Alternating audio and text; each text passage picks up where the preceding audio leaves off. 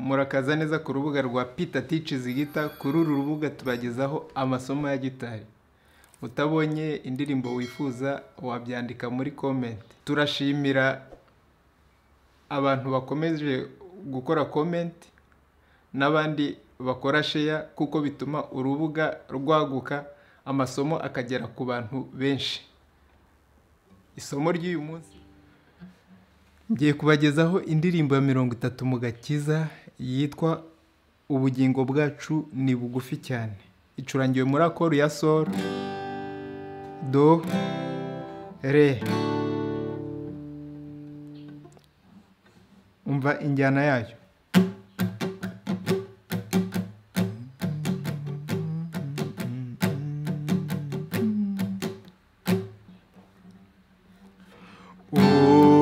Ubugingo bwacu ni bugufi cyane, twabugereranya n'ubwato mu mazi, tunyura mu nyanja irimwo amakuba,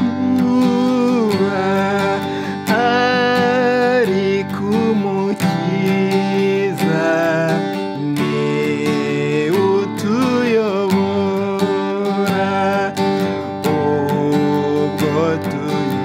Ubwo tuyoborwa n'umukiza wacu, dufite amahoro mu rugo rugendo, kandi azatugeza mu ijuru amahoro. Ntabwo tuzongera kwibuka urugendo, tunyura mu mbeho, mu muyaga mwinshi, ijambo ry'Imana yaritubera umucyo. Ubwoba n'amakuba muri ubwo bwato bizibagirana mu ijuru kwa Yesu.